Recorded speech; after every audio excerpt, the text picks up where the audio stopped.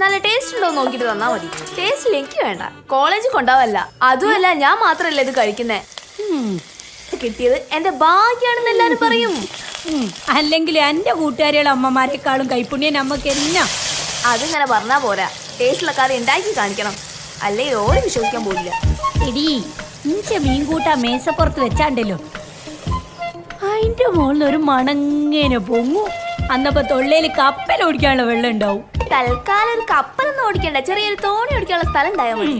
ഈ നോക്കിക്കോ, ഈ കൂട്ടാൻ കൂട്ടിയിട്ട് എന്റെ കൂട്ടുകാരികൾ വണ്ടി വിളിച്ചിങ്ങോട്ട് വരും.